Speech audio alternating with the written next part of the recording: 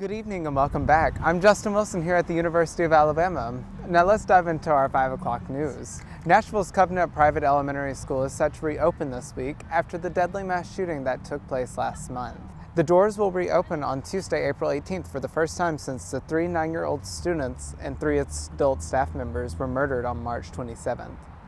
A mother of one of the survivors, Sarah Shoup Newman, said her son will go back to school feeling vulnerable. They're going to resume classes tomorrow, and those kids don't get to resume classes feeling safe. The school says in a statement released that the reopening will happen in phases with limited schedule and classes held in a nearby church. And Florida might soon have one of the most restrictive abortion bans in the country. The state's Republican House members approved a bill on Thursday to ban abortion procedures after 6 weeks of pregnancy. The bill now lies in the hands of Governor Ron DeSantis.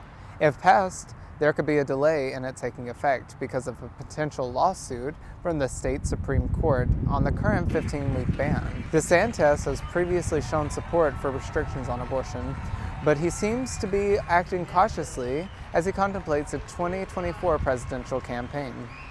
Those protesting say the 6-week mark is too soon for women to know that they are even pregnant, while supporters of the ban are saying that the bill will protect future life. And for the first time since 2008, national banks have seen a loss in profit on home loans. Wells Fargo was the first to announce a decrease in the mortgage business. Other banks may follow suit after the Mortgage Bankers Association reported that independent mortgage banks and subsidiaries of chartered banks are seeing negative outcomes. Skyrocketing mortgage rates, low housing inventory, and affordability challenges post-pandemic are among many potential causes the MBA shared for homeowners leaving the market. The average loan for homeowners' first mortgage in 2022 was $228,000, and that has already risen to $323,000 so far this year, and it's only April. On Monday, 9 more states joined the U.S. Department of Justice's lawsuit against Google's advertising business. Illinois, North Carolina, and Michigan were among those that voiced their support for the DOJ's antitrust lawsuit. The DOJ accuses Google of monopolizing the digital advertising market with no room for other companies to compete. They say this is accomplished by anti-competitive mergers. Google has since counter-argued these claims by stating that the lawsuit attempts to pick winners and losers in a highly competitive market. The initial complaint was filed in January and had immediate support from states like Tennessee, California, and New York. We will continue to keep you updated as this story develops and as it goes to trial in this upcoming September. The annual National Tax Day is this upcoming Saturday. Tax Day is when all individual income tax forms are due to the government. Each year, Tax Day lands on April 15th, but if you've not filed your income tax returns quite yet, you're in luck.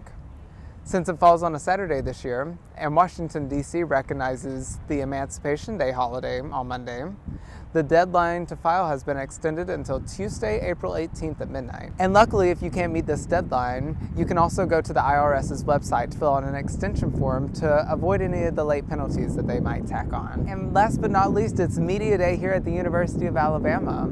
The university's Department of Creative Media and Journalism hosted their annual Media Day at Gorgas Library.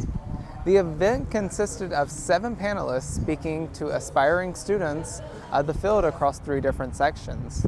The first section contained advice about starting a career in the media, with alumnus and National Geographic photographer Alex Joseph, Senior Director of Content at AL.com, Izzy Gold, and Rodney Hawkins, a former CBS News reporter and producer who now operates his own production company. After the panel concluded, Hawkins said that he is fortunate enough to be in a position to give advice to the next generation. When Professor Mayfield reached out, I was like, absolutely yes, if you can fit in my schedule. Because I knew that someone like me in my position and their part of their career where I am now came back and talked to me to help me. I would love to do that for other students. The 2 panels that follow provided information on technological advancements in the media, along with specific media advice from news and sports professionals. That's all for now, but make sure to tune in at 6 for a few weather updates and to see how graduation season is unfolding here at the University of Alabama. Until next time, I'm Justin Wilson.